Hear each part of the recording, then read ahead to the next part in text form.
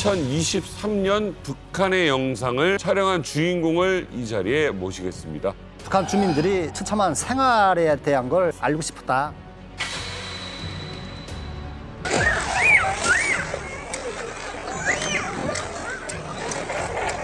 차라리라는 거, 그러지 말리게 얼마나 거. 목숨이라니까 여러 식구가 들어있고 있고. 서울 하늘까지 사먹은 그 입고 있단 말이야. 아니, 내 길 갖고 1년을 살아요? 2023년 작년이에요. 30년 전에 경험했던 것들이 그대로 재현되고 있고. 그 집에 온 집안 다 굶어 죽었어. 아이들까지 다 죽었어. 제 마지막 남은 건데 제 마지막이야. 어린아이들은 또 상황이 얼마나 또 열악하겠습니까? 몇 살이가? 6살이라고요? 아버지는 어디 갔다 게? 엄마 가을에 할퀴로 갔다. 부모들 뭐 다 애들 다 버리고 나갔는데 올 때까지 기다리고 있는 상황이고. 지금도 반복된다는 게 너무나도 화가 나는 거죠. 고난의 행군이라는 게 끝나지 않는 거죠. 북한 주민들이 대한민국 한강에서 유람선 타고 관광하는 그날까지 함께합니다. 이제 만나러 갑니다. 네, 반갑습니다. 오늘 스페셜한 게스트 한 분을 모셨습니다. 이분이 여기에 나올 줄이야. 스카이캐슬, 태양의 후예, 예, 그리고 범죄도시 등등. 악역 전문인데 좀 덜 나쁜 놈 전문 배우. 조재훈 씨 모셨습니다.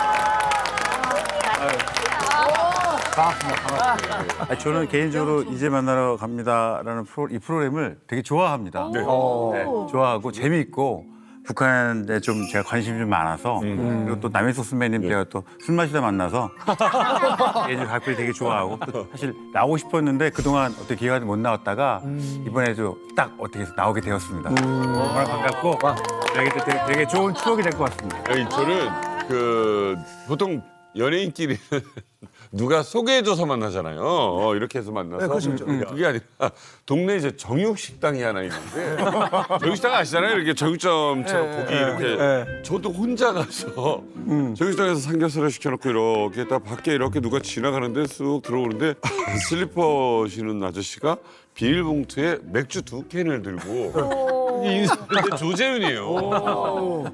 얼마나 놀래요. 저 사람도 나보고 놀래고. 안녕하세요. 안녕하세요. 들어오세요. 둘이 앉아서. 일행 없이 서로. 둘이 앉아서 이런저런 얘기를 하는데 진짜 이만감을 많이 본다는 거예요. 진짜 알더라고요. 다들 많이 봤다고. 되게 좋아합니다. 내용도 알고 그래서 그게 인연이에요. 저랑. 진짜 인연이다 그. 아니 사실 저랑도 이제 해외 이제 가는 촬영을 이제 예능을 좀 했었는데 맞아요. 형이 장난기가 굉장히 많으세요. 네. 그러다 보니까 이제 그런 역할이 너무 잘 어울리는 것 같은데 사실 연기만 잘하시는 게 아니라 뭐 요즘 또 좋은 일을 좀 많이 하신다고 좀 들었거든요. 사실 제가 이제 만나러 갑니다를 좋아하게 된 계기가 제가 2007년부터 사랑정원이라는 단체를 함께 이제 아시는 분과 운영을 하고 있어요. 어떤 단체? 홍보대사로 활동하고 있긴 한데 거기가 이제 세터민들과 그다음에 다문화 가정을 돕는 단체입니다. 예. 그래서 이만감 나셨구나. 예, 그래서 이제 거기서 뭐 무료 봉사로서 저희가 이제 그 재능 기부도 하고 그다음에 공연을 통해서 수익금 같은 경우를 이제 탈북 청소년들 학자금이라든가 아니면 병원비 그런 부분들 저희가 지원하는 사업을 2007년부터 지금까지 하고 있습니다. 2007년요? 네. 계속 그런가 하면 우리 재훈 씨가 북한군 역할을 또 했었어요. 예. 도깨구리라는 독립영화인데 이게 그 썬댄스 영화제에서 상을 받았어요. 그때 이제 원래 이게 실화라고 하는데 저는 북한군인데 한국군 옷을 입은 가짜 군인으로 나온 역할을 했었을 때 그때 제일 힘들었던 게 사투리 배우는 거였어요. 북한 사투리. 네, 와. 어렵죠. 어떻게. 외국어보다 더 힘든 것 같아요. 제가 너무 힘들었어요. 배운 사투리 한 번만. 숭숭 능등등 그랬는데 뭐 해순동 뭐 마인드 그러잖아요. 우리 아버지가 그렇게 하순동 뭐 하순동 보죠 뭐이 갓나새끼 뭐하니 뭐 이러면서 막 했었던 말이 있었는데 맞아요? 비슷하다. 근데 조금만 같으면 되니까 느낌만. 송juk 언니 네. 사투리 퀴즈 한번 할 수 있으세요? 우리 종민 씨하고 재윤 씨가 한번 맞춰보는 거예요. 제가 배우님 영화를 좋아하는데 영화를 보면 항상 보면 정말 형편없이 맵자시더라고요. 역을 하시는 게. 형편없이 맵자시더라고요. 역을 하시는 게. 자, 형편없이 맵자다. 여기서 형편없이 맵자다의 뜻은 뭘까요? 우리 먼저 기회를 드리겠습니다. 제가 같이 대결 한번 해볼게요. 4년을 했습니다. 형이 눈치가 있긴 했잖아. 감칠맛이 난다. 감칠맛이 난다. 그런 평가를 받고 저 싶은 사람은 그만하라고. 저 사람은 감칠맛 난다. 조미료 맛이 난다. 야비하다. 아니요. 호감이 안 간다 뭐 이런 뜻 아닐까? 형편없이니까. 비호감이다? 왜냐면 악역을 많이 하셨으니까 연기를. 대단히 멋있습니다. 대단히 멋있습니다.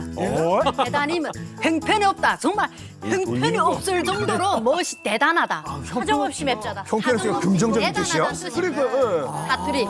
한 말씀 딱 드려야 되겠네. 아, 그럼. 한 말씀 딱 드려야 되겠네. 아, 그럼. 기자, 작가님 출신. 평양하고는 다를 수 제가 있는데. 탈북할 때 그 지역 아주머니들이 장사 물고기를 가지고 막 오르는데 뭐 이 비슷한 말을 하는데 난 한마디도 못 알아들어. 난 한마디도 못 알아들어. 그래서 야 조선민주주의공화국에 이런 말 쓰는 동네가 있니? 이게 제가 국경 지역에 대한 인상이죠. 지금도 모르겠어 나는. 아니 인민군 작가가 모르면 어떡해요? 사정없이 반갑습니다. 사정없이만. 아, 좋습니다. 자, 그런데 오늘 조재윤 씨가 특별히 이제 이만갑의 출연 섭외를 흔쾌히 승낙한 데는 또 다른 이유가 있다고 합니다. 사실 저희들이 이 프로그램 진행하다 보면 야, 이것을 정말 영화로 이렇게 만든다면 오히려 그 관객들이 믿지 않을 것 같은 그런 어떤 극적인 요소들을 가진 이야기들이 정말 많잖아요. 네. 그래서 이 조재윤 씨가 이만갑을 보다가 한 사례자, 한 가족의 이야기를 듣고 나서 이거는 무조건 영화 제작을 한번 해봐야겠다. 라고 결심을 하셨대요. 그래서 그 이야기를 좀 나눠볼까 하고 오늘 출연 섭외에 대해서 이제 흔쾌히 승낙을 하셨다는데 어떤 이야기입니까? 네. 개인적으로 이제 영화를 작업을 하다가 제가 우연찮게 이만갑을 보고 있는데 작년인가요? 5월에 목선 네네. 맞아요. 살고 이제 탈출한 황해도의 일가족들이 있었지 않습니까? 북한에서 두 가족이 목선을 타고 귀순했습니다.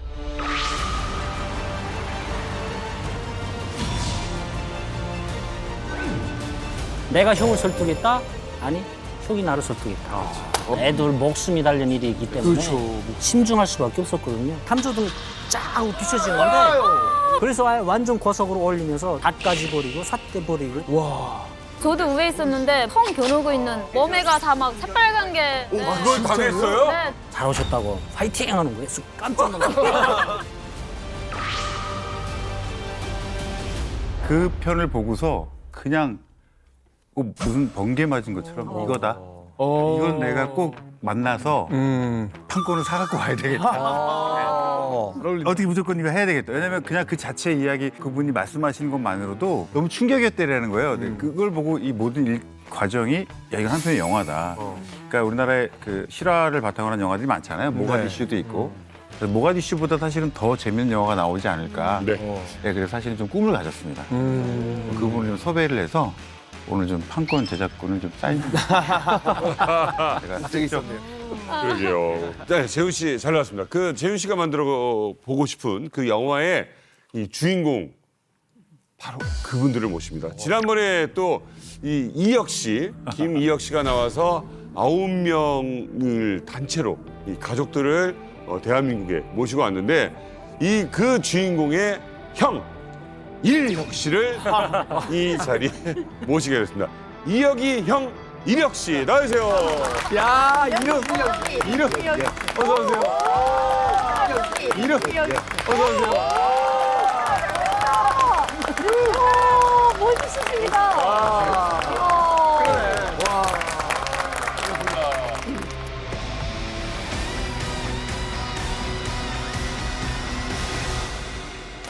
본인 소개를 좀 직접 부탁드리겠습니다. 네, 저는 2023년 5월 7일 일가족들과 함께 황해남도 해주시에서 대한민국 서울로 이사를 온 김일혁이라고 합니다. 아니 근데 김일혁 씨께서 우리 작가님들한테 이야기하기로는 그 이혁이가 나갔는데 말 진짜 잘하는데 너무 긴장했다. 잘했잖아요. 내가 보여주겠다 이랬다는데요. 보여주겠다. 야, 훨씬 더 잘한다. 한번 주죠. 저도 나오면 뭐 잘할 줄 알았는데 좀 긴장되는 게요. 남희석 선생님을 딱 보니까요. 방송에서는 엄청 직구준 분으로 봤거든요. 재밌을 걸로 생각을 했는데 실물을 딱 보니까 엄청 겁을 주게 이렇게 무섭게 생기시네요. 그래가지고 제가 지금 무섭게 약간 쫄았습니다. 지금. 무섭게 생겼다고요? 아, 이거 진실을 말하시네. 이게 국민 여러분 방송을 통해서 나가야 됩니다. 이게 전국 노래장 MC 실체예요. 폭로하시네. 애기 싫어 겁을 준 거야. 근데 이름이 어떻게 이력이 이역이에요? 뭐 아버님이 뭐 수수대로 나면 그냥 수수대로 이름을 지으려고 했대요. 하나 더 낳았다면 아마 3역이 됐을 거예요. 1, 2, 3, 4로 이렇게 나가는 거네요. 사역이. 야, 재밌다. 범죄도시 보셨어요? 아니. 범죄도시나 아니면 영화 저 배우님 많이 나오는 봤죠. 예. 오, 저래요?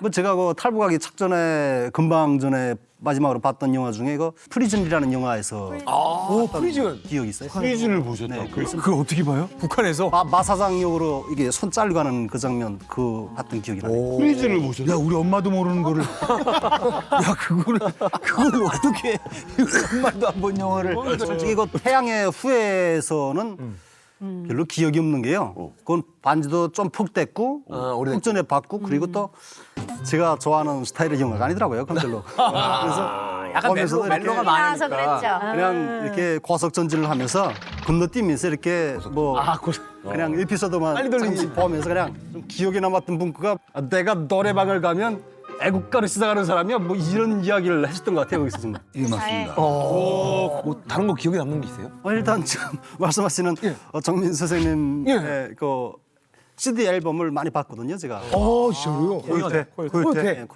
아, 노래를 많이 듣는데. 이야, 이게. 뭐 실현? 실현. 나만을 사랑한다 했잖아. 거기 흔히 듣었던 기억이 있고요. 만남도 있었던 거. 만남. 우리 이제 지난 일들. 우리 이제 지난 일들. 하긴 하다. 오, 잘하시네요. 신났어 지금. 감사합니다. 아니, 근데 진짜 이게 가능해요? 그러니까.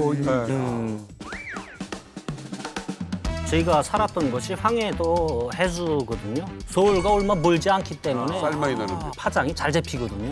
오히려 북한 거보다. 네, 동으로 만든 그런 안테나를 내가 이렇게 말기만 해도 잘 되거든요. 방 안에서도 싹 한 바퀴 도는데 잘 자리는 포인트가 있거든요.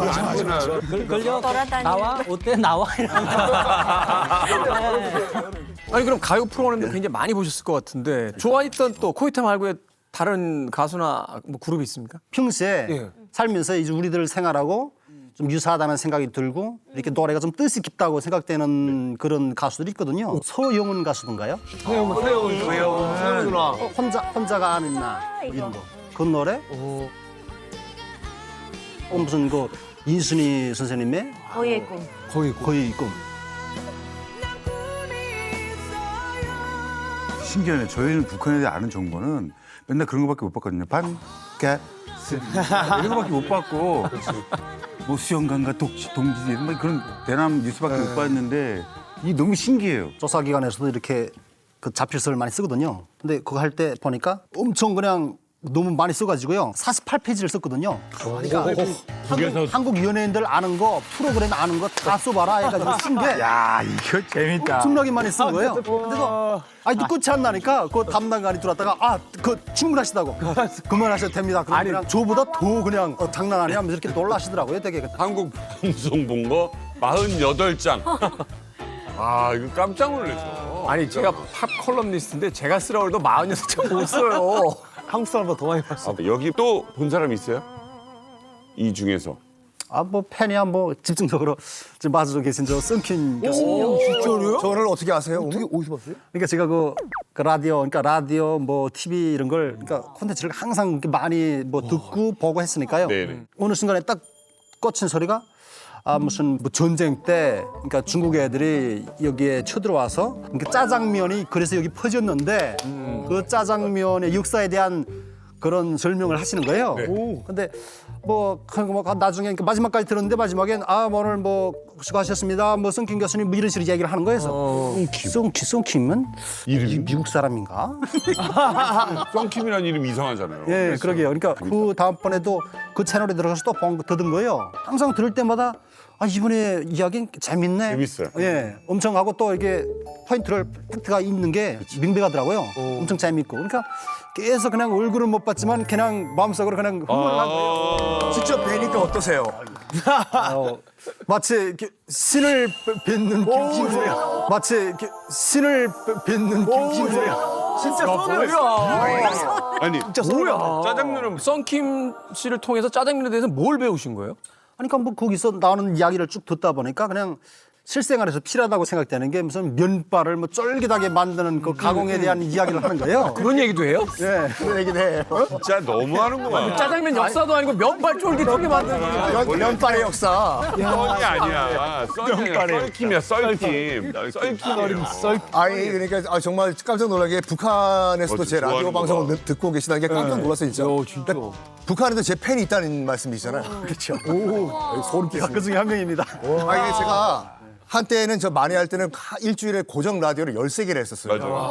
맞아요. 그래가지고 내가 어디서 저 말을 했을까 생각을 해보니까 SBS 아니야? 이 방송 3사 중에 이제 한 방송국에서 제가 음식의 역사 코너를 하나 한 게 있더라고요. 그래서 아니 제가 듣기로는 또 빅뱅을 또 좋아하셔가지고 머리 헤어스타일이 그러네. 빅뱅 헤어스타일. 그러니까 제가 예전에 그 좀 철없을 때 그때가 한 19세, 20세쯤 됐을 거예요. 그 빅뱅의 그 태양의 그 헤어스타일이 좀 부러운 거예요, 좀. 부러워가지고. 모이칸인가? 야 이거 다행이야. 지드래곤이었으면 여기 그래가지고 이렇게 그 이발을 하는 그러니까 아줌마, 그러니까 개인 이발인 거죠.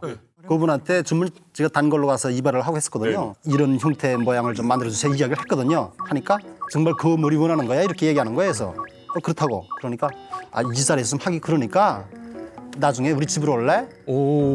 근데 값은 네가 알아서 내줘야 돼. 이거 좀 품 들어가는 머리야 이렇게 얘기하는 거예요. 5,000원. 예, 그래가지고 제가 그냥 깎아놨는데 딱 보기에도 그냥 느낌이 너무 좋은 거예요, 그냥. 너무 멋있는 거예요. 본인이 봐도. 자기가 태양이 되고 나는 너무 멋있는데 그분은 자기가 깎아놓고도 믿기지가 않는지 이거 좀 안 되겠다 이거 안 되겠어 나 이거 이러다가 잡혀갈 것 같아 이런 얘기를 아 머리 이렇게 깎았다고? 잡혀가요. 한국 머리니까 한국 머리 스타일. 굽신이 난 거예요. 그러니까 그분도 지금 깎아놓고서 이거 안 되겠어 자꾸 이러는 거예요. 그래가지고 10,000원 드리겠다고 하니까 안 된다는 거예요 자꾸. 그래서 20,000원 줬어요. 그러니까 가만히 있으면서 얘기하는 게 가능하면 시내는 다니지 마라 이런 얘기 하죠. 시내는 다니지 마라 이런 얘기 하죠. 모자 쓰고 다니지. 시대는 다니지 마라. 다니지 마라. 그때는 괜찮았는데 한 주 정도 지났나? 그러니까 제가 다른 지역을 간 거예요. 한 주 정도 지나서 거기 이렇게 길을 가는데 청년동맹 불량지도원이라는 게 그 귀찰대를 한 5명 정도 데리고 나와서 사거리에서 단속을 하는 거예요. 걔들은 날 딱 보자마자 바로 그냥 저놈 잡아 이렇게 된 거예요. 그냥.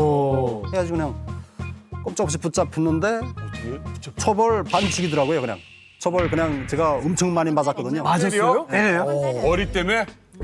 그냥 때려요. 진짜 때립니다. 그럼 머리 스타일이 어떻게 돼야 안 때리는 거예요? 저도 기정이. 아니 지금 이 헤어스타일은 진짜. 괜찮아요? 여기 옆머리 좀 약간 태양 같은데 이대로 북한 가면. 이대로 가면 이것도 걸리죠. 이것도 걸려요? 이것도 걸려요. 썬킴 머리는 돼요? 안 돼요. 이 머리요. 안 되죠. 그냥 이게 안 돼요? 바로 잡혀갑니다. 그냥. 완전 물러나잖아요. 패션은 몰라 안에서 흔들게 마실 것 같은데. 머리가 안 돼. 잠깐만 자르고. 북한 머리가 궁금하신 모양인데 네. 저하고 진중권 교수님 머리가 북한 표준 머리입니다. 교수님 괜찮아요. 되게 만족하시네요. 김 교수님 되게 만족하세요. 탈북 가신 거 아니세요? 공화국 스타일이야. 쫙 걸립니다. 본의 아니게 남북 화합의 상징이 되신 거야. 뭐야? 실제로 나도 이제 사람들한테 내 스타일에 대해서 뭐라 그랬냐면 귀순용사 스타일이다. 네. 이렇게 말하는 머리 북한에서 말해 패끼머리. 패끼머리. 여기가 길질 말아야 되고 그린나루. 여기가 그린나루가 길질 말아야 되고 또 그리고 뒤에도 같죠. 뒤에도 가능하면 목이 드러나게 바삭 좀 간단하게 치어 올려야 되는 상황이고. 북한에 이발소 가면 평양 같은 데는 이제 그 종류가 딱 있어요. 그러니까 이제 머리를 자르러 가면 보기가 한 4개 있고 1, 2, 3, 4번 중에 고르시오. 거기서 벗어나면 안 되는 거야. 그럼 들어가서 2번 해주세요. 저는 2번 할게요. 맞아요. 4번 해주세요. 맞아. 머리에서 좀 작으면은 다 말하겠습니다 머리. 다 말하겠습니다. 다 말하겠습니다. 그러니까 교화소 가거나 뭐 이렇게 말은 뭐지 감이 머리까지 교도소 머리. 그러면 다 말하기 다 말하기 그러면 머리. 진짜 웃긴다 이거. 교수님 솔직히 예전에 저희가 엄청 어릴 때 일인데요. 그 2002년 그 월드컵 있잖아요. 월드컵, 예, 그 저희 아버님이 그 월드컵 보면서 뭐 예를 들면 뭐 한국에 뭐 박지성 선수가 한 골 넣으면 그 관중들이 막 함성 올리잖아요. 그때 저희 아버지도 아싸 이런 거예요. 그러면 그냥 그걸 깜짝 놀라는 야, 이거 저희도 그냥 옆에서 갑자기 그냥 들썩거리는 거예요. 그래서 이렇게 같이. 우리도 올림픽 같은데 북한 팀 경기하면 응원하잖아요. 이기라고. 그래서 그런 아버님의 영향이 있었던 거네요. 그러네. 탈북을 하게 되신 그렇죠. 계기가. 아버님의 영향이 아주 큰 역할을 했죠. 이렇게 아버지의 어떻게 보면 조기 교육으로 탈북이 이루어진 케이스예요. 그 이력 씨가 이혁 씨랑 일가족이 다 탈출할 때 그 절체절명의 순간 북한을 떠나면서 목숨보다 소중하게 가져온 아주 특별한 물건이 있다고 제가 들었습니다. 그 긴박한 순간에도 이거는 챙겼다. 와. 이게 뭘까요? 들고 오셨나요 오늘? 아, 예, 예. 아, 네. 가족 사진? 아, 아닙니다. 제가요. 여기 있습니다. 아, USB? 네. 네. 아, USB? 네. 어머. 종현 판사님께 저거 인공기능으로. 증거 품위로 제출하겠습니다. 진짜. 증거 품위로 제출하겠습니다. 진짜. 저 북한 그 이 USB에 뭔가를 담아오신 거죠. 아, 그렇죠. 그러니까 제가 북한 살면서 실질적으로 일반 주민들이 지금 평소에 겪고 있는 아주 고통스러운 생활을 담은 영상이고 고통스러운 생활을 담은 영상이고 와. 귀한 그거 어떻게 찍을 생각을 했지?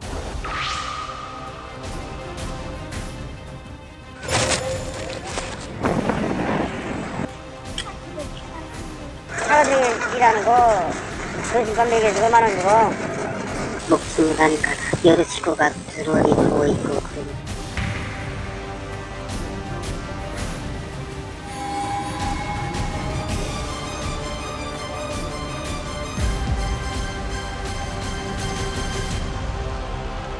탈북을 생각하고 찍으신 거예요? 아니면 그냥 왜 찍으신 이유가 뭐예요? 아, 그러게요. 그러니까 한국 가면 지금 이게 좀 북한 주민들이 생업을 이어나가는 방식이나 그리고 지금 이렇게 처참한 생활에 대한 걸 밖에 알고 싶었다. 솔직히 말씀드리면 사실 핸드폰으로 이렇게 좀 아슬아슬한 상황을 여러 번 넘기면서 촬영을 한 거거든요. 그러니까 말로 하면 잘 믿질 않으니까 영상으로 기록을 가지고 가겠다.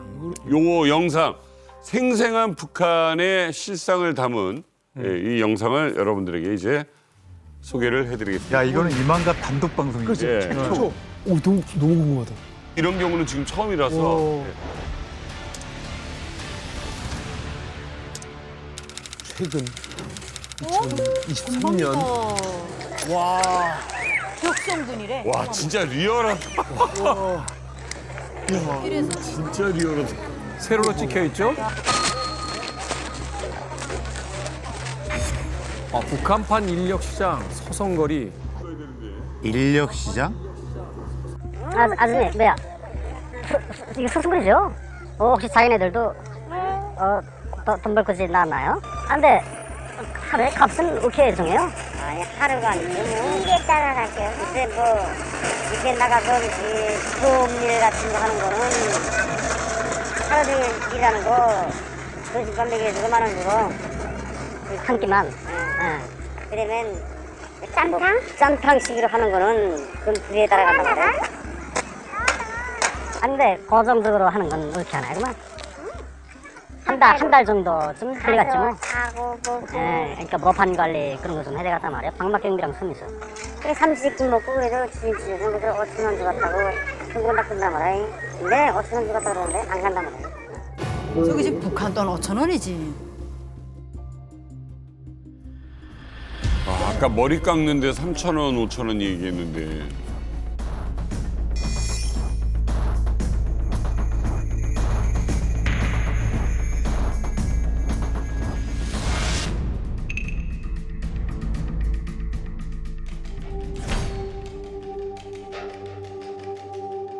뭐 해야 돼? 이거 좀 파고 제끼는 일 좀 해야 되는데. 몇 명하자? 한 사람만 되지 뭐. 그렇게 중요한 건 아니고 그 차 들어야 되는데 도로가 좀 좁은 데다가 이거 도랑 이 장마실에 파진 거 거기다 도로 같은 거 좀 처리해서 메꾸고 좀 그런 일 좀 해야 되겠다. 어떻게 들어가겠나? 주인이 뭐, 이거 주시는 거 얼마 주면 되지? 이렇게 해서 빨리. 건설부터 10,000원이니까. 7,000원만 돼가시오? 7,000원. 하자. 야.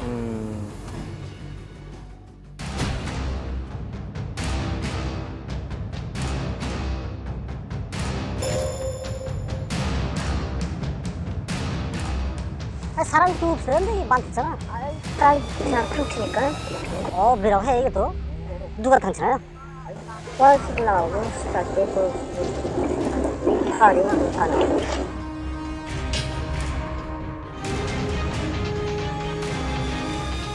그 반성으로 또 언제 생겼어? 저거 그냥 뭐 이런 것들 엄청 진짜, 많이 생겼대요. 이 방금 이 이력 씨가 찍은 영상이 대단한 이유 중에 하나는 이 변변치 않은 북한 휴대전화로 저걸 몰래 찍은 거거든요. 그럼 저희 같은 기자들도 이 몰카 촬영이 굉장히 힘들어요. 근데 이력 씨는 알면서도 계속 이렇게 물어보잖아요. 그럼 그러니까. 물어보는 사람이 이상하게 여길 거예요. 그렇지. 알면서 왜 물어보디?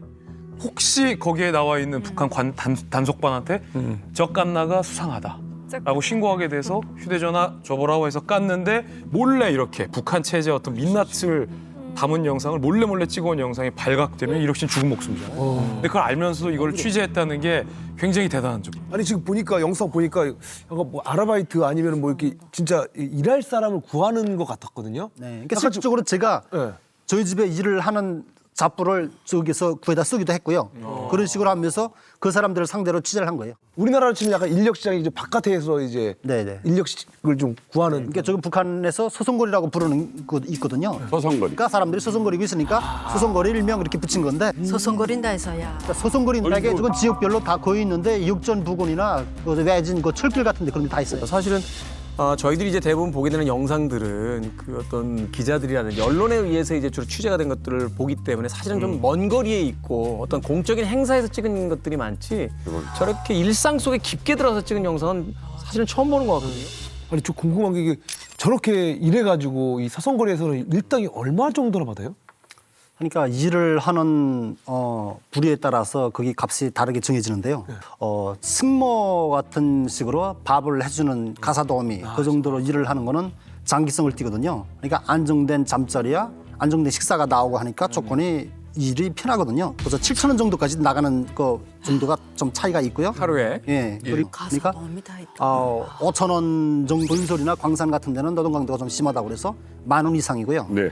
농사 같은 경우에는 7,000원에서 또 10,000원 사이 그 정도로 했는데 저 같은 경우는 7,000원을 주고 농사를 한 인력을 들여다 썼거든요. 아니 그러면 5,000원 10,000원이라고 했는데 지금 북한의 현재 평균적으로 월급이 얼마 정도가 돼요? 국가가 정해놓은 월급이 3,750원이래요. 그러니까 노동자 월급으로 봤을 때. 근데 지금 하루 일당이 5,000원, 10,000원이라 해서 지금 저렴하다 해서 물어보시는 거잖아요. 네. 근데 그게 한 달 월급이 3,750원인데 하루 일당이 5,000원 이상이면 2달 월급을 하루에 벌 수 있는 거잖아요.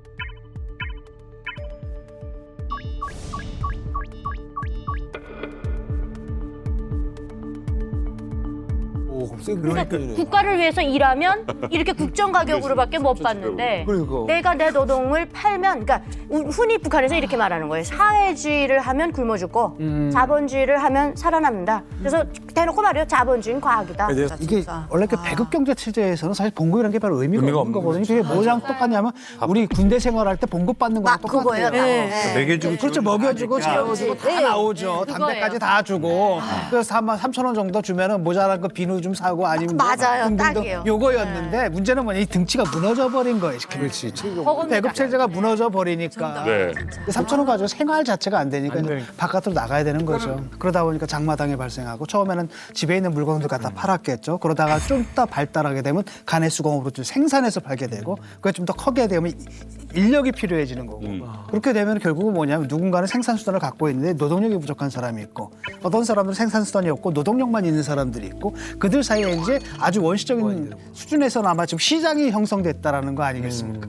그러면 아주 초보적인 형태지만 자본주의적 의미에서 계급이 발생하는 거예요. 그러네. 이른바 부르주아하고 프롤레타리아트하고 이렇게 되는 거죠. 지금 저 영상이 굉장히 큰 의미를 우리에게 보여주고 있어요. 지금요. 이 사회주의 공산주의의 가장 기본은 뭐냐면은 사회가 성원들을 다 책임져 주는 거거든요. 삶을. 그러니까 인력 시장이 생겼다는 것은 뭐냐면 사회가 책임을 못 져준다는 거잖아요. 네.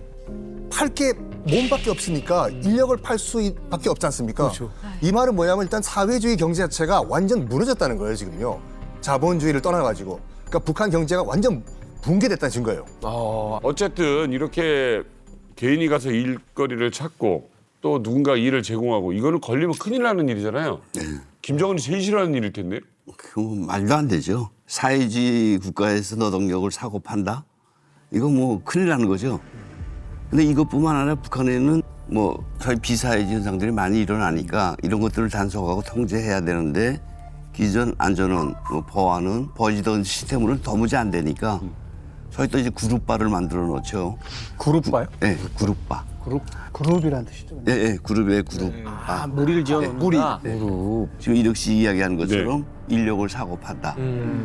시각하고 이 단속하는 그룹바 성원들이 한 3개월은 열심히 해서 사람들한테 공포의 대상이 됐지만 이제 그룹바 성원들 자체가 또 비리를 일으켜줄 거예요. 또 뇌물 받아. 이런 혼탁된 사회가 지금 벌어지고 있는 거예요. 그러면 단속만 하는 것도 아니고 그 생계를 본인들이 해결하기 위해서 이제 모여 있는 이 많은 그 노동자들을 오히려 국가기관이 역으로 이용하는 그런 일들이 많다고 하는데 그 장면을 이력 씨가 직접 녹음을 해 오셨어요. 네?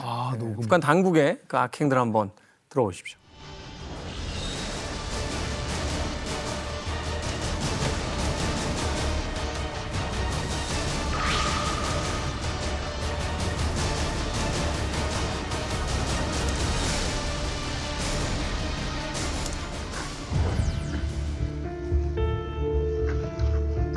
소송거리 나서 서 있는 사람들은 뭐 누가 와서 통제하고 탄압은 안 하네? 잘못이 뭐? 뭐하는 애 단속하나? 뭐하는 다 이렇게 하시는다. 한 번은 뭐 잡아다가 적성한테 잡아가지고 삼켜가지고 우리는 모둠에도 들고서 일하라 했대요. 차 끌고 나간 정도면 많이 잡았길래 네, 그렇게 80년? 이야, 많이도 잡았네. 80명이요? 서성거리 나와서 일자리 구하는 사람이 80명씩 된다고요? 머랭이들은 나오면 81명에서 100명도 색깔을 헤아릴 수도 없이 나와요. 자전거 타고 있는 사람들은 자전 혈세가 2년이랍니다. 지금 너를 쪽 뛰어야 지니까 할 수 없이 이랬단 말이야. 아니 여기 나오는 사람들은 부정을 살아. 여기 사람들은 뭐 나오는 사람들 뭐가 있네, 자전거가 있네, 뭐가 있네. 일하다가 걸어서 왔대요. 빼앗다. 네. 이야, 먼 데에서 그냥. 일하다가 걸어서 왔대요. 빼앗다? 네.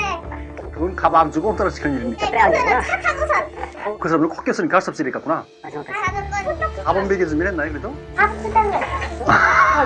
돈은 안 주고 밥만 줘서. 야 이거 기가 막히다 진짜 들어보니까. 아니 이게 어떻게 보면은 돈을 벌겠다고 나온 사람들을 좀 속여가지고 일 시키고 그리고 심지어 돈도 안 주고 안 끼준다고 하는데 근데 이게 억울해도 이게 화도 못 낼 것 같은데. 전도 못하죠. 제가 지금 녹음 보다 보면 상대가 80명 정도 된다잖아요. 네. 억울하잖아요. 근데 그 그룹바 애들은 단속 성원들은 잡혀갈래? 집에 갈래? 돈 받을래? 어차피 불법이니까. 그렇죠. 이런 시대에 들면 꼼짝 못하죠. 북한 사람은 어떻게 하겠습니까? 아니 사람이 밥만 먹겠다고 그 한 끼 먹겠다고 하루 종일 일을 해요? 그러니까. 그 한 끼도 오후에 일 시키려고 준 거예요. 말하자면. 풀어지니까. 좀 웃긴 게요. 보면 저런 분들을 인력을 사다가 일을 시키잖아요. 일을 시키고 값을 주거든요. 이렇게 하다가 이제 뭐 보안기관이든 어떤 기관에서 나가서 단속을 해서 단속이 걸려요. 이것도 걸리면은 이게 어떤 죄에 걸리냐면 노동력 착취죄에 걸리는 거예요. 또 지네들이 개인을 국가적으로 사서 쓸 수가 없다고 돼 있거든요. 그러니까 개인을 사서 쓸 수가 없다고 돼 있거든요. 노동력 착취로 걸려가지고 거기에 뭐 제가 기억을 딱 해낼 수는 없지만 뭐 공화국 헌법 몇 점 몇 항 이런 게 있거든요. 헌법을 어리는 건 국가다. 저는 이렇게 재수가 돼서 교화소에 잡혀가야 돼요. 어제 좀 조용히 좀 하시나요? 자기네들은 착취하면서 왜 남들은 돈 주면서 일 시키겠다는데. 나쁜 놈들이지 어떻게 저럴 수 있습니까? 화가 많이 났어요. 저 여성 3인방이 지금. 자 어쨌든 어떻게든 지금 살아보겠다고 하는 농민들이잖아요. 나와서 어떻게 일이라도 해서 한 끼 먹겠다는 사람들인데 이거를 만약에 또 단속을 해요? 그러면 이거 돈을 어떻게 벌어? 굶어 죽으란 얘기잖아. 그러니까요. 이 단속에 걸려서도 처벌받고 처벌받는 것보다 더 큰 공포는 말씀 주신 것처럼 당장에 오늘 먹여 살릴 돈을 구하지 못하면 굶어 죽는다라는 위기감 때문이잖아요. 그렇다고 손 놓고 없을 수는 없잖아요. 그래서 북한 주민들 사이에서 다양한 기상천외한 경제 활동들이 막 생기기 시작합니다. 또 뭘 하길래?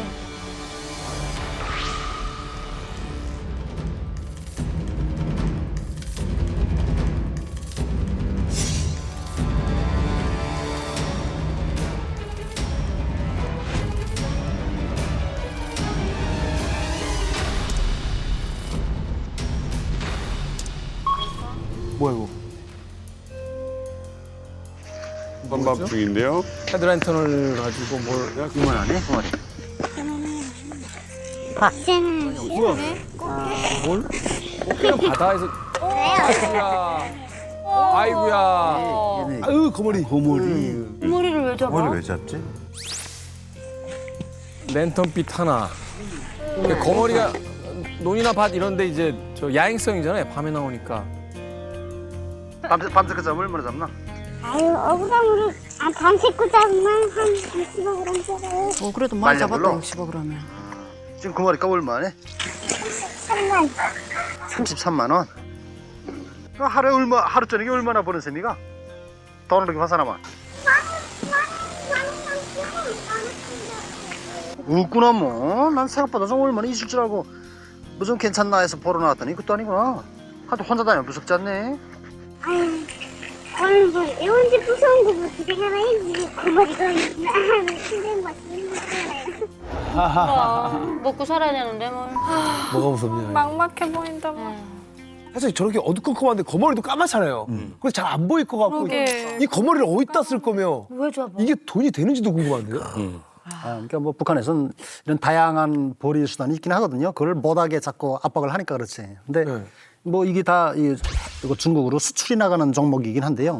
그러니까 뭐 일단 뭐 물론 제가 그 약을 먹어보진 못했지만 들은 소리는 이걸로 무슨 뇌혈전이나 뇌출혈을 치료하는 그런 약을 제조한다. 아니 이거 맞아요. 저희 그 사촌 큰형님이 한의사인데 거머리 말린 거는 굉장히 귀한 약재예요. 그래서 몸에 쌓여 있는 어혈을 제거해 주는 데로 유명해서 예로부터 거머리를 말려서 약재로 섭취하면 몸 안에 있는 어혈이 제거된다라는 효능이 사실은 한약서에 있어요. 근데 북한 주민들도 이걸 말려다가 중국으로 파는 거죠. 그렇죠. 예.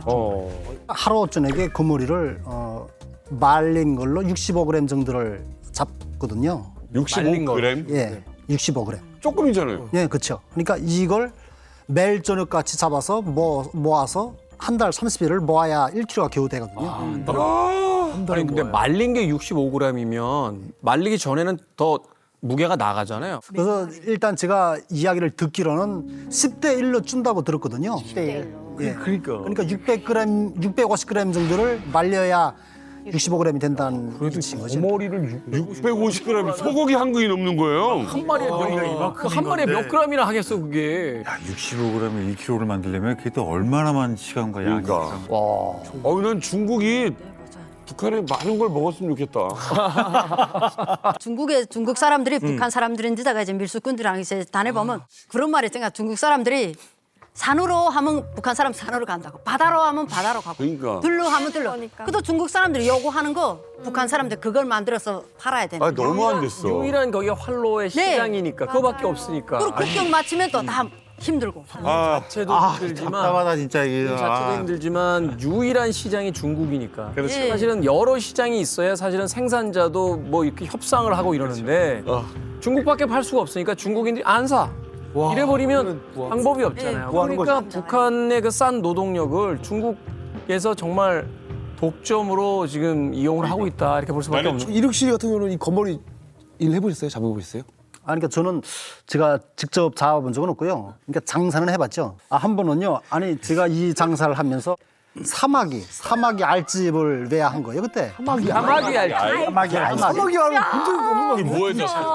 그러니까 이것도 여기서 뭐 약을 제조한대요. 그러니까 중국으로 나가는데 정당에 그게. 근데 그때 당시 40불에 샀는데 40불에 사서 이걸 싸놨다가 이제 내가 대거를 하면은 60불에 팔 수 있거든요. 그러니까 몇 프로요? 이렇게 하는데 이거를 사고 있는데 지금 그때 당시 그저 한 거의 한 8kg 정도쯤 모았는데 그 사막의 알집이 엄청 가벼워요. 가벼워서 이 마대를 엄청 큰 자루로 한 자루가 돼야 몇 킬로 안 나가요.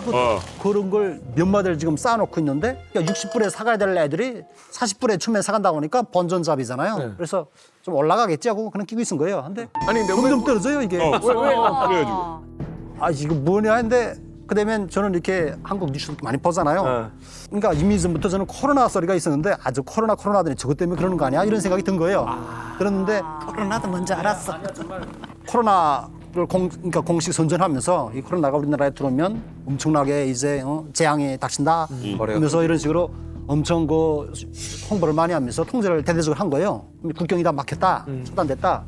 이제 뭐 무역도 못한다. 뭐 이런 소문이 막 있는 거예요. 그래서 이거 얌난데 이거 어떡하지 하고선 뭐 그러다 보면 뭐 해결책이 또 있겠지 하고서 가능한 좀 피해 보려고 그냥 그 좀 제일 춥고 좀 그런 데다가 구석에다가 딱 박아놓은 거예요. 가격이 올라가면 팔라고. 예예. 박아놨는데 날이 좀 풀려서 한 5월 말쯤 됐나는데 아니 사마귀가 돌아가면 싸다니는 거예요. 그냥 부화가 됐어. 그러니까 하루 밤중에 잠을 자는데 와이프가 엄마 이거 뭐야 하면서 막 소리 지르는 거예요. 사막이 양식장이 됐네. 사막이 얼굴로 막 딛고 돌아다니고 막 하는 거예요 그냥. 와 너무 지금 너무 무서워. 막 이러고 있어. 엄청 조그만 그 사마귀가 막 수만 마리가 돌아다니는 거예요. 막 육체로 기어다니고 뭐 액정 TV로 막 올라가고. 이거 뭐예요? 볶아 먹지도 못하잖아 이거. 놔줘야지. 놔줘야 돼요? 그 메뚜기지 사막이로. 그걸 막 빗자루로 막 털고 막 밤새껏 뛰어다니면 그러고서도 며칠을 전투했어요 그걸 쫓느라고. 이 대목에 좀 궁금한 게 있습니다. 우리 이만갑 식구들은 그러면 북한에서 난 정말 이런 것까지 해서 돈 벌어봤다. 뭐 이런 게 분명히 또 떠오르시는 게 있을 것 같아요. 사실 고난행군 때는 각자 집에서 안 해본 일이 없을 것 같아요. 근데 저희 부모님은 가장 처음에 하셨던 일이 중국에 들어가서 사기를 하셨어요. 그러니까 중국 주인집에 들어가서 그 집 일을 어머니가 대신 가정일도 해주시고 아버지는 밭에 가서 밭일을 해주시고 않으니까 삭일. 발음이 좀 이상해요. 난 언제 아버지가 사기를 나 사기 쳤다는 줄 알았어. 사기를 했고. 그리고 또 이제 아버지가 사기도 치셨어요. 저희 아버지가. 사기를 가셨다 사기 치셨어? 사기를 하러 갔다가 이게 히토류가 아닌데 돌멩이 하나를 들고 중국에 들어가서 히토류다라고 한 거죠. 그래서 그 덕분에 이제 저희가 북한에서 다른 아이들이 학교 못 갈 때 학교도 가고 이제 밥도 먹고 하면서 잘 살았던 것 같은데 뭐 안 해본 일이 사실 없어요. 돌멩이 사기를 쳐보셨네요. 가족들이 굶는데 가족들이 굶는데 아버지가 뭘 못했겠어. 송중 엄마야말로 안 해본 거 없죠? 살려고. 저는 정말 베라베라한 거 다 해본 것 같아요. 진짜 엿장사, 밥장사, 국수장사, 떡장사, 술장사. 진짜 저는 수백 가지 장사해봤습니다. 산나물철엔 산나물, 무슨 겨울에는 한경피 껍데기. 일단 먹고 살아야 될 거는 다 했단 말입니다. 그렇지 않으면 내 혼자서 애들 둘을 누가 봐줄 사람도 없고 하니까 악착스레인데 우리는 농장 밭에 그 말이 지내 많으니까 논밭에 그 말이 많으니까 보안원들이 다 속였단 말입니다. 제 다리다 상처내고 거기 들어가 서 있는 적도 다 있었어요. 정말 베라베라게 다 해봤습니다. 정말 베라베라게 다 해봤습니다. 진짜. 이야기를 듣는 순간에도 그렇고 또 그 이전에 이제 이력 씨가 그 녹화해온 영상이라든지 녹음해온 음성 파일을 들어보니까 북한 주민들 정말 살기 위해서 이렇게까지 하는구나. 저희가 아까 농담처럼 이야기했었습니다만 정말 자식들이 굶고 있으면 자기 몸을 희생해서라도 뭐 거머리 그거 안 잡겠어요. 그런데 정작 이 사람들을 도와야 되냐 북한 당국. 근데 들은 이야기에 따르면 이들이 북한 주민들 돕는 게 아니라 거꾸로 절박한 사람들 이용해서 자기들의 또 이권을 챙긴다. 이거 정말 어떻게 해야 됩니까 이걸? 그러니까요. 거기에 이제 최근에 코로나까지 있었잖아요. 코로나로 북한 당국이 이 국경 봉쇄에 대한 굉장한 이 알레르기 반응이 있었습니다. 국경 봉쇄는 철저히 하라. 김정은 명령이 국경에서 수상한 것이 있으면 일단 무조건 쏴라. 총살해도 상관없다라는 명령까지 내릴 정도여서 북한 주민들은 사실은 더 삶이 피폐해질 수밖에 없었거든요. 그런데 이력 씨가 갖고 오신 영상 중에 지금 보여드릴 영상이 전 개인적으로 가장 충격적이었는데 그 영상과 음성이 생생하게 증언으로 확보가 됐습니다. 한번 들어보시죠.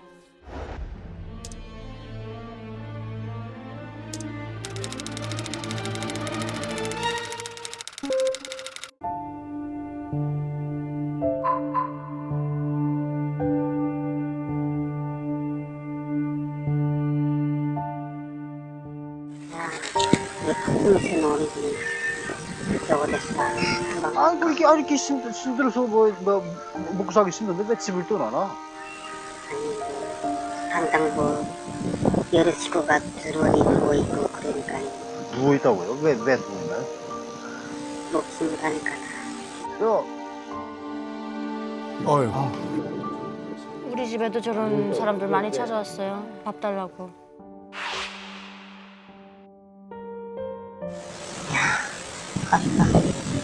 청당군 무슨요? 바다 견대나요, 여기도? 그게는 바랄 띄었단 말이에요. 바랄 띄었는데 그건 해안경비대 있잖아요. 해안경비대. 그러니까 사람이 바다 살면 굶어 죽진 않거든요. 저 바다도 지금 못 들어가게 하는 거잖아요.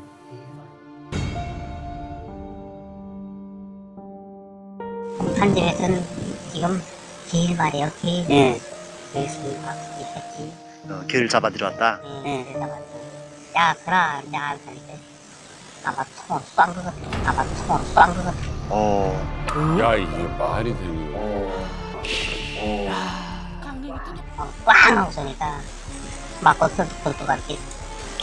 그저 가동 속도에 군대도 발톱만이요. 군대가. 근데 완전 아까워 사봤으니까. 그러니 질질질질 개 미친 게 끌고 가대 끌고 갔다고. 개를 잡아들여 왔다. 너무 불쌍해. 내가 그때 보고 이야 그건 지금 그러니까 바다에 들어와서 길잡이에서 나가는 사람을 총으로 쏴가지고 다리가 맞았다. 다리를 맞춰야. 근데 그렇게 된 건 뭐 제기되지 않나요? 제기되는지 못 되는지 아마 그거랑 무방하는지. 그러니까 뭐 쏴도 된다고 한 게구나. 그렇죠. 그러니까 나쁜 새끼가 되었어. 이빨이 하나도 없어지고 이빨이 하나도 없어지고. 그리고 영양 상태가 안 좋으면 저게 빠져요. 옛날부터 공양을 먹을 망정 소박은 되지만 했던 국감이지 않습니까? 그렇죠. 너무나도 사정 없어요. 이제는 그런 분들도 말하는지 이런 교양 단계는 끝났다. 교양 단계는 끝났으니까 그저 부담해야 돼서 그저 뭐해서 그저 하라는 대로 그저 가차없이 그저 쏴가지고 영내에 들어서게 되면 무조건 발사하는 그거란 말이에요.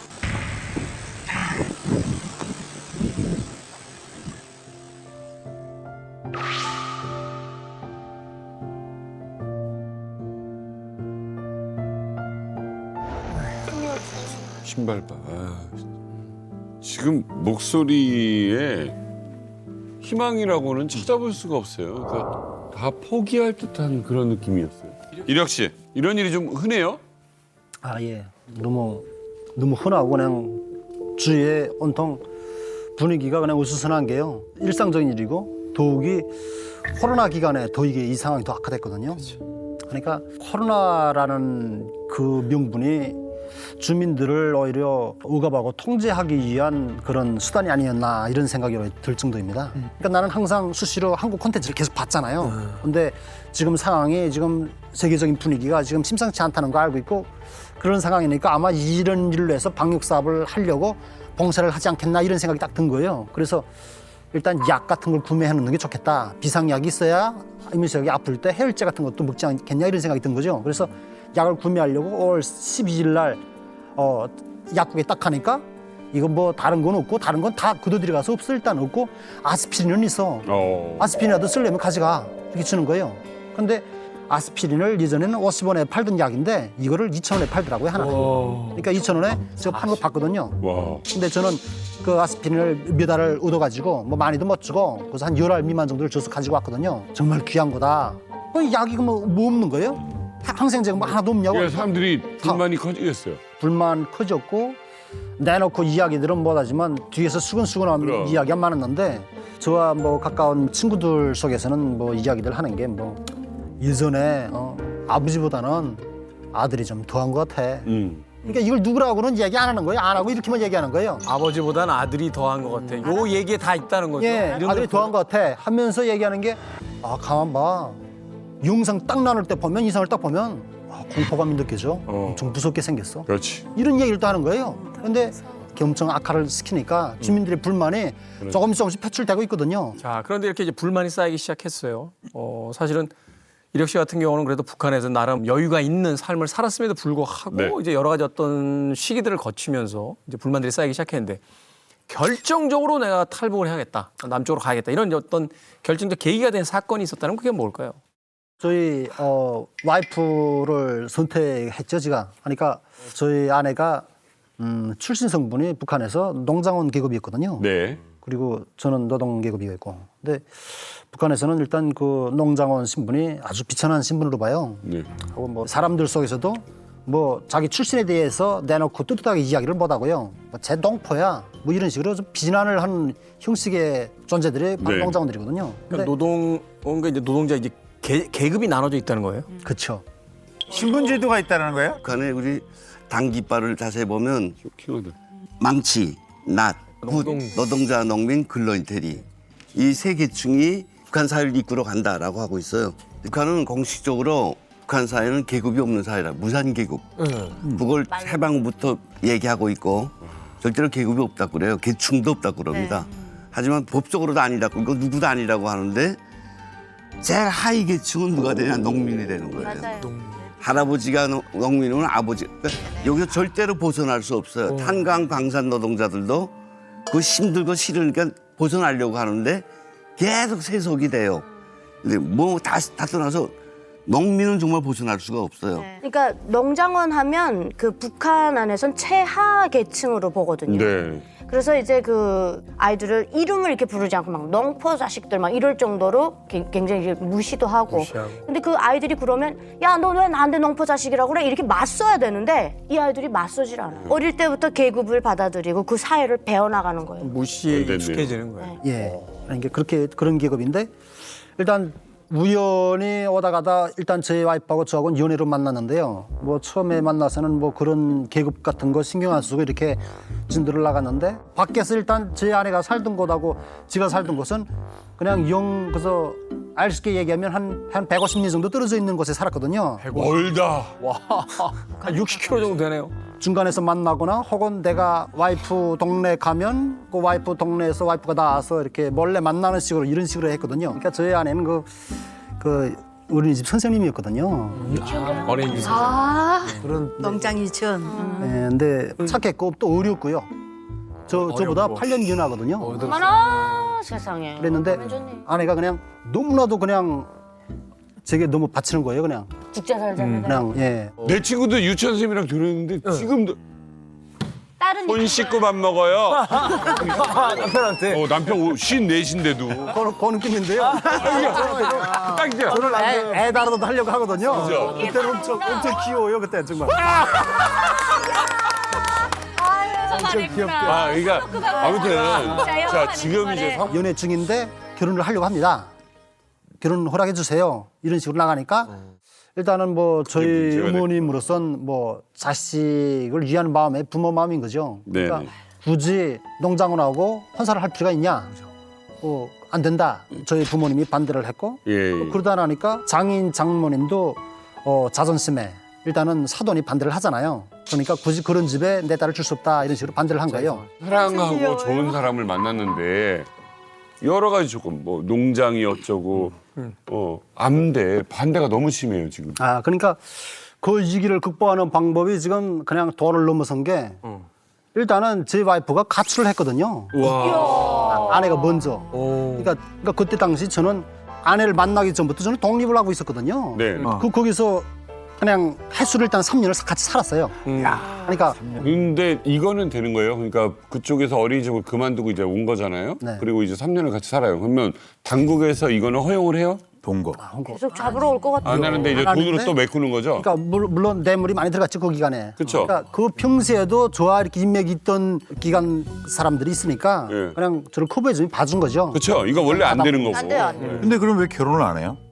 일단 결혼을 하면은 법적으로 뭐 기밀 여기는 뭐 어느 소속 어느 직장 노동자 뭐 얘 누구는 특정농장 농장원 그러면 바로 그냥 시스템에서 바로 그냥 그어버리는 게 얘는 노동자에서 삭제되고 그냥 농장으로 파기장이 나가고 말아요. 아, 계급이 다르고. 계급이 달라져. 아 그럼 야 이거 그러니까 어머니가 반대하실 수밖에 없어요. 왜 결혼을 네가 왜 하니? 북한은 결혼이 남녀가 하는 게 아닙니다. 카스트잖아요. 집안과 그래서- 집안이하고 그래서- 계급과 계급이 하는 거지. 사회주의라는 게 평등하다는 아 절대 안 해요. 이거 조선 시대에서 그렇죠. 예. 양반이 머슴사는 이쪽하고 결혼하겠다라고 하는 그거예요. 똑같은 거네. 아니, 말씀 잘하셨어요. 이게 북한이 그 조선이라는 왕조라는 봉건 제도를 타파하기 위해서 그렇게 노력을 했다고 하는데 안 좋은 건 다 따라하고 있어요.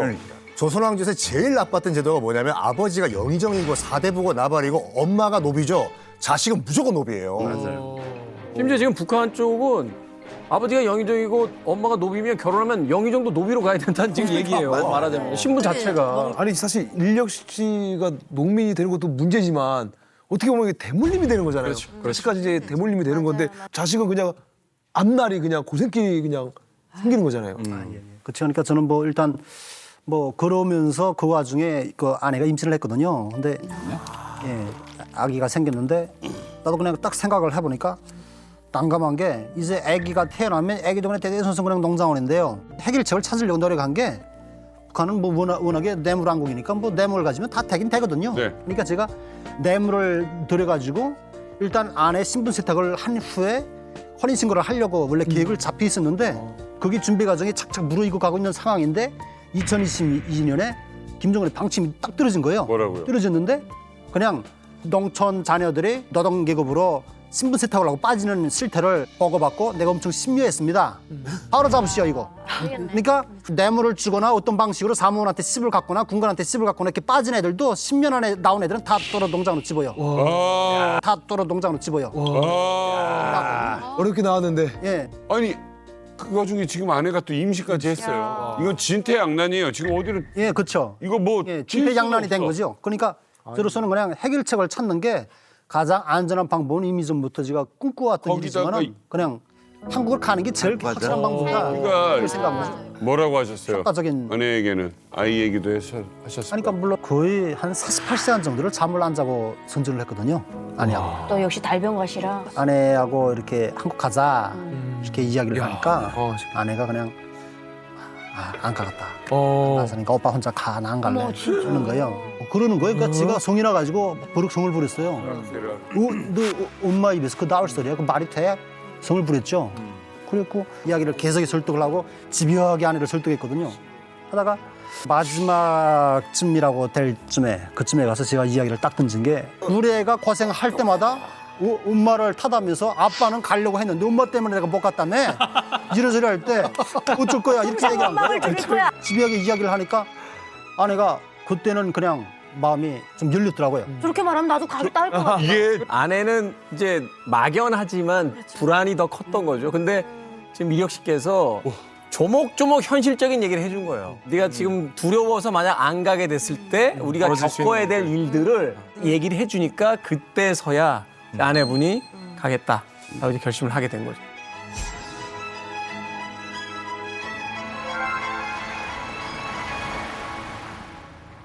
도대체 이 북한 사회에서 이 농민들의 삶이 어떤지를 우리가 실제로 보게 된다면 아마 이력 씨의 이 결심이 동의할 수밖에 없는 것이었다라는 걸 생각해 볼 수 있을 것 같은데 북한의 농민들의 실상의 삶을 이력 씨가 찍어 오셨습니다.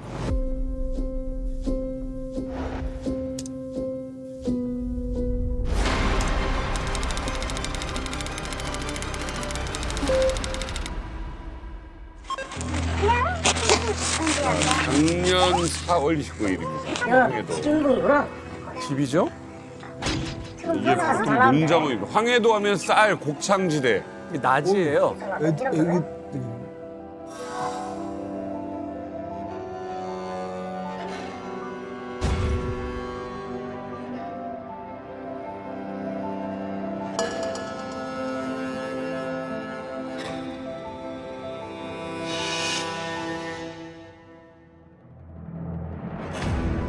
애들이 옛날에 봉건 시대 영상 보는 것 같다.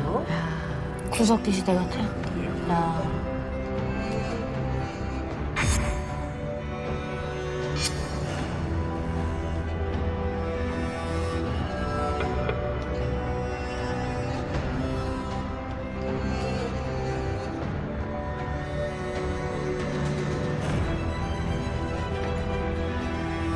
며칠씩 승령이라요?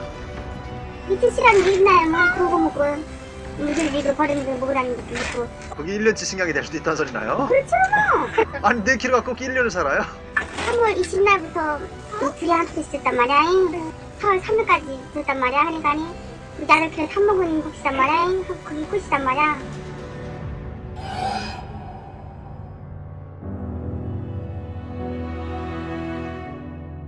이게 농장원들의 삶이에요? 먹어야 일하지.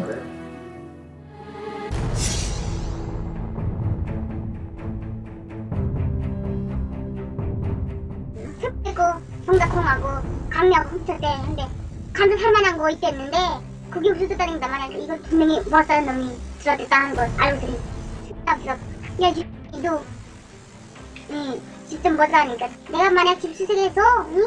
북한의 동자 콩동자 안 나오면 내가 배를 보상해줄게 하고 소리 지금 늦었단 말이야. 강내가 울릉강에니까 따가리띠 지덜면모로 가. 그러니까 내가 두들겨 팼다잖아. 두들겨 패니까 엄마가 시켰다가 그래. 아이고 어쩌니 도둑질을 하는 거야 이웃끼리. 배고프니까 살려고 살아야 되니까. 저 정도 상황이 되면 이제 생존의 본능밖에 안 남아요. 우리 집 액정도 그 새끼가 가져가지 않아요? 국수도 스타를 가져갔대. 메모리, 액정 뭐 다 가져갔대. 하여튼 유민의 비모리, 액정, 뭐 돈, 쌀은 또 뭐 가지고 다니면 또 뭐 복싱일 있으면 또 먹고 다지.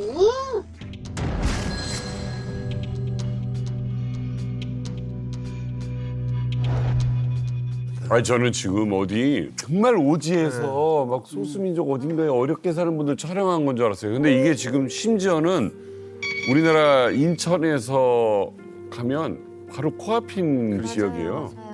그런 지역에서 지금 촬영을 해온 거예요. 작년 4월 29일이요. 근데 이게 지금 북한에 계시는 많은 분들이 이렇게 살고 계시는 거예요 지금? 일반 농장원들 생활 수준에서는요. 오히려 그렇지 않은 사람보다 저렇게 사는 사람의 플러스가 더 많을 정도로. 제가 이만갑 좀 긴 시간 이렇게 함께하면서 지금 잘못 알고 있는 게 있었습니다. 사실 많은 이들의 증언을 들었을 때 황해도 지역은 그래도 쌀이 난다, 곡창지대다. 그래서 굶지 않는다라는 이야기를 많이 들었어요. 이게 웬일입니까? 지금 저렇게 모여서 지금 아까 보니까 애들도 있던데 뭐 먹고 있는 거예요 지금? 쑥에다가 뭐 강냉이 가루를 좀 버무려 가지고 무슨 만든 뭐 쌀이 아니라? 아니지 똑같아. 옥수수 가루와 쑥하고 섞어서 만든 무슨 덩어리 같은. 아니 근데 쑥이라는 게 우리가 뭐 쑥떡이라고 그 맛있게 먹는 떡이 있습니다. 거기에는 사실 여러 가지 감미료가 좀 들어가잖아요. 근데 옥수수가루하고 쑥만 섞으면 그거 어떻게 먹습니까 그건? 저 쑥이 그대로 식량이란 말입니다. 이제처럼 그래도 옥수수 가루 좀 써서 범벅이라고 말하면 가루하고 쑥을 같이 해서 감에다 짠 거, 그거다 소금을 간을 맞춰 그걸 지금 먹는다는 소리입니다. 그 우리 동네는 저런 거 잘못 먹고 쑥을 먹고 햇빛에 나가면 쑥떡이 올라가서 얼굴에다 이렇게 상처 생기는 사람 너무 많습니다. 저기 또 쑥은 같은 건 또 저건 또 고급입니다 진짜. 저희들은 한때 또 김정일 때쯤까지 강계정신을 따라 배운다고 소리 식량 대용을 한다는 게 니탄이란 거 니탄 떡을 해먹겠단 말입니다. 해먹은 게 우리 자체로 배고프니까.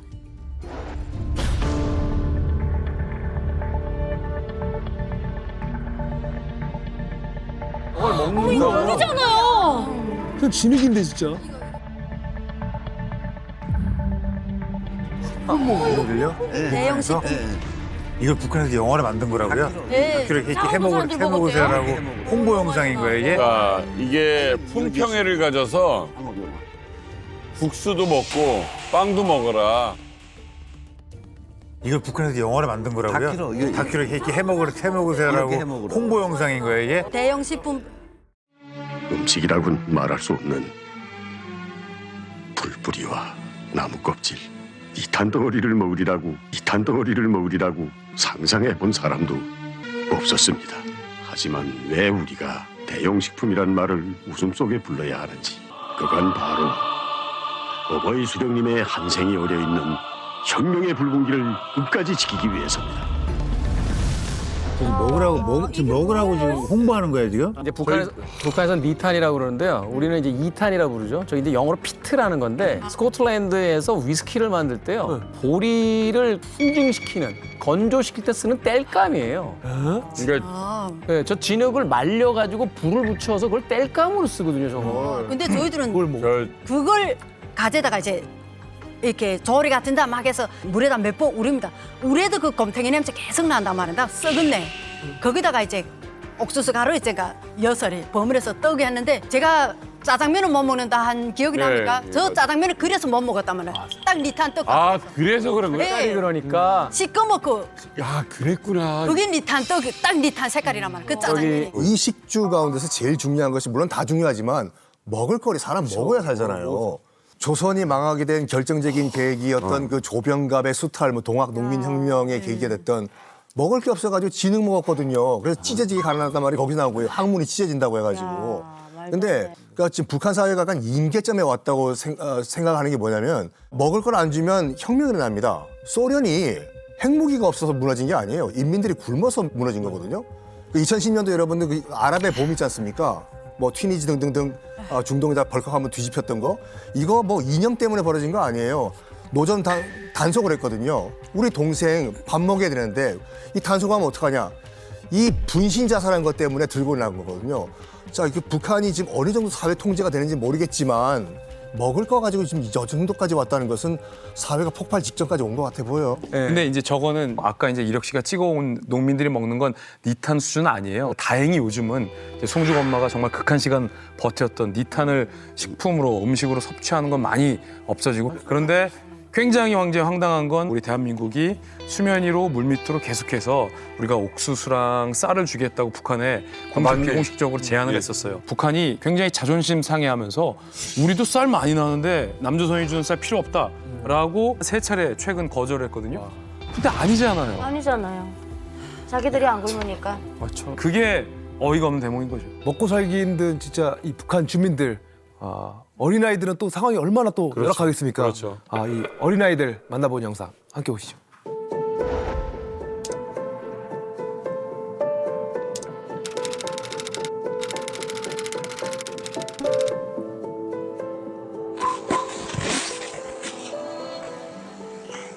이름 뭐가? 어기요.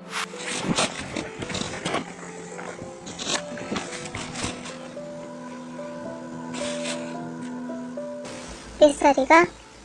응? 너 6살인데 쬐끄만이 그렇게 해? 너는 무슨 때야 말? 가루 타가지고 얼마씩 주네 가루? 한 10개씩?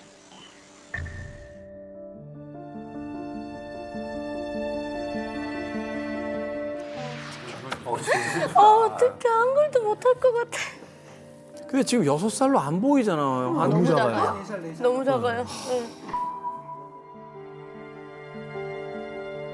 아버지는 어디 갔다 게? 돈 벌러? 가서 뭐 해서 벌어오니? 땅콩. 응? 땅콩? 땅콩 심으러 갔다고? 땅콩 심어주고 돈 벌어오니? 엄마는? 아니 엄마는 어디 갔나? 육성에? 뭐하러 가요 엄마? 가을에 할퀴가 할퀴 갔다 갔어.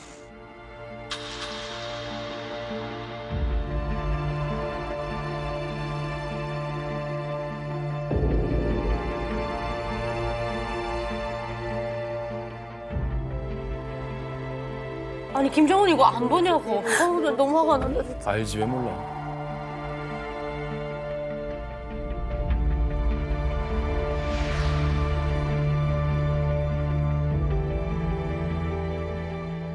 형아 어디 갔다고?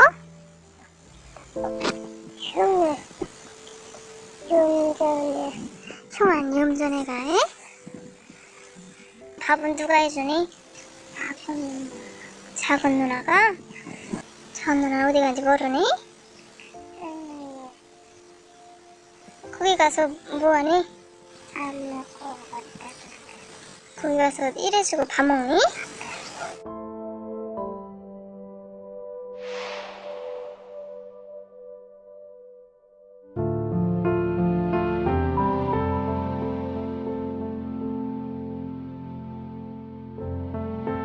아, 4살짜리가 있는데 아 굶어 죽었군요.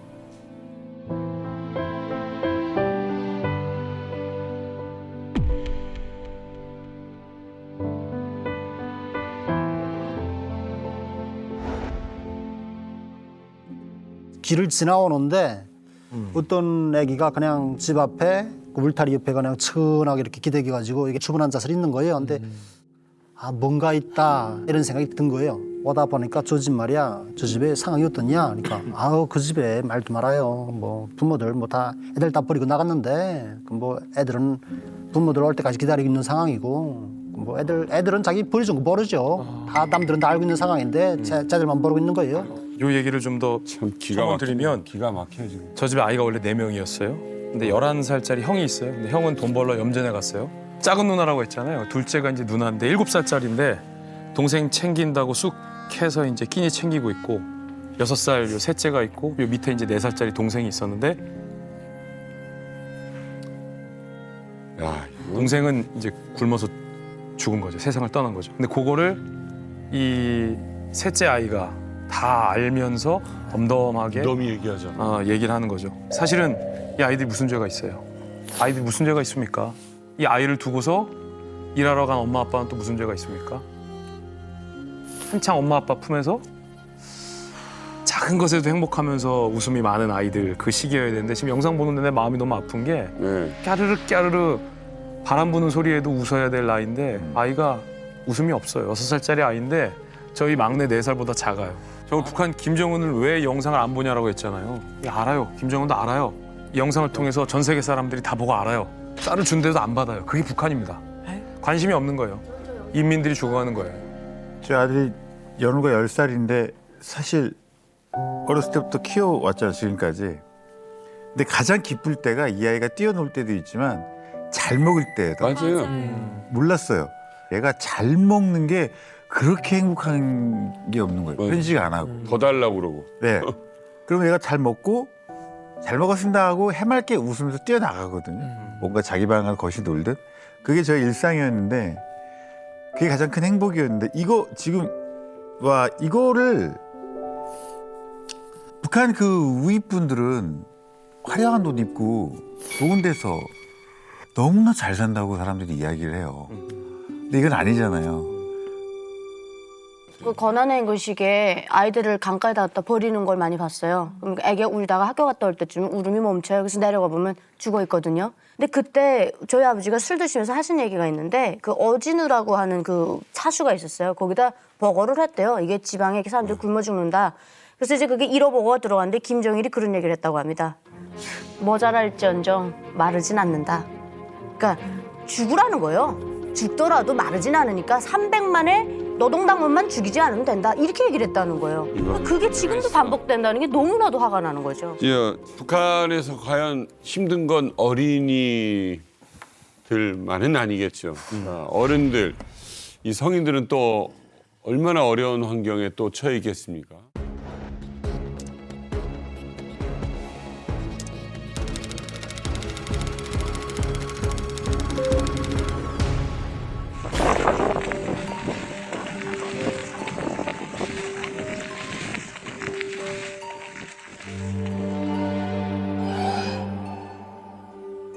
어휴, 뭐야?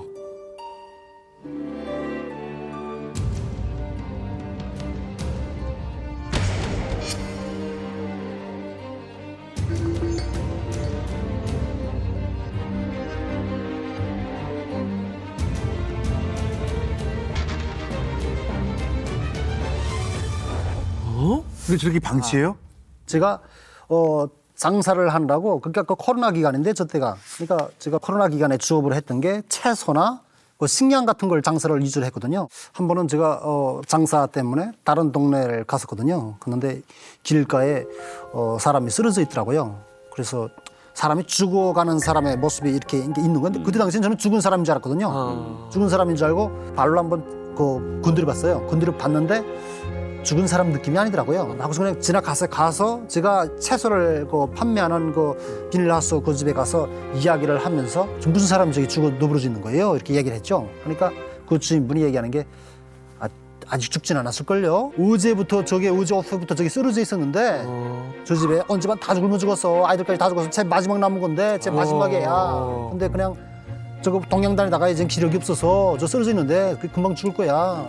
아니 그럼 대책 안 하나요 작업반에선? 그러니까 아니 그런 사람이 한둘이 아닌데 그걸 누가 대책을 해? 그러면 죽으면 시신도 안 거두나요? 아니 며칠 지나면 거두긴 하지. 근데 어쨌거나 누가 저걸 거들어줄 정도는 못 되지. 나도 힘든데 누가 거들어줘. 이 얘기를 하는 거예요. 본인들이니까. 30년 전에 제가 경험했던 것들이 그대로 재현되고 있고 아니 20년, 30년 오늘 너무 같네요. 나아진 게 없는 거예요? 똑같아요. 그리고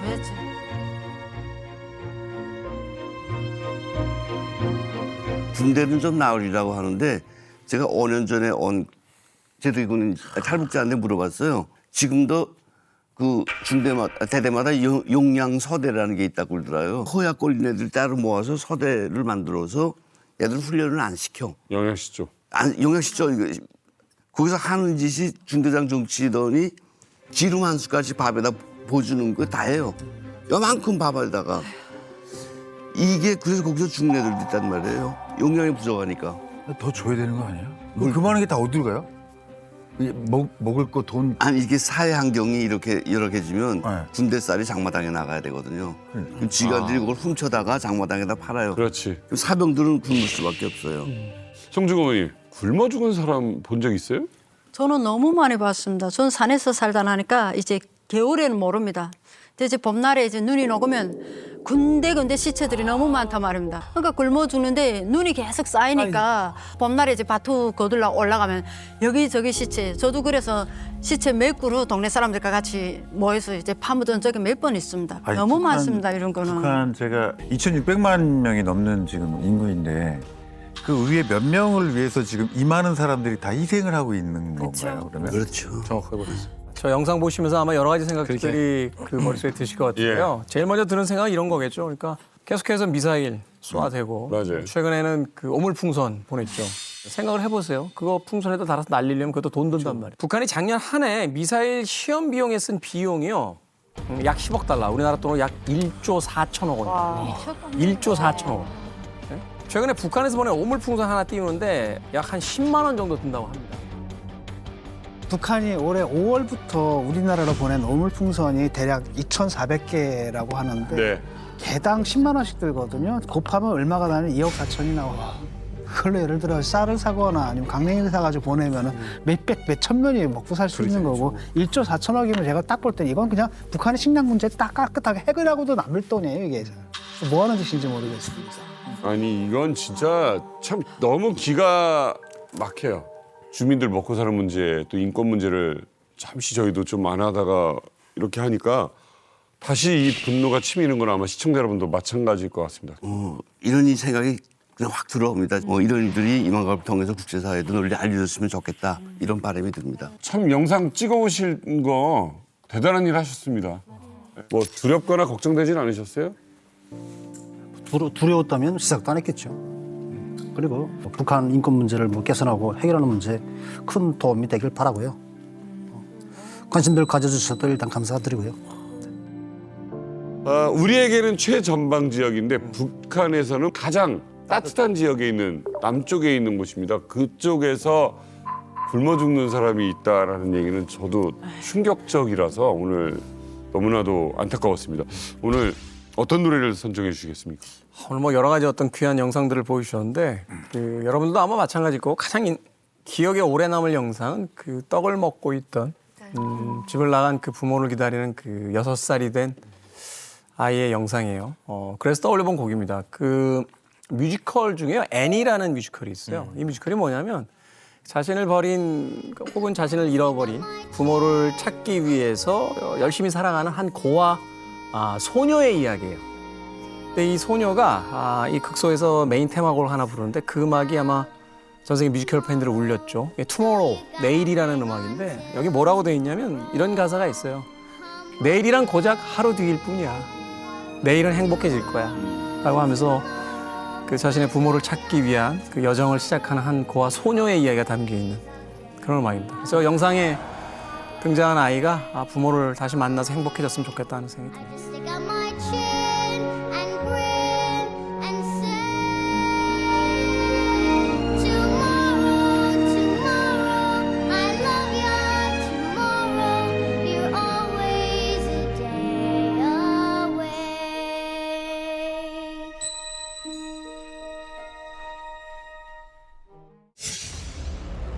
김정은이 정말로 대노를 하면서 내렸던 지령이 유학생들 다 잡아들여.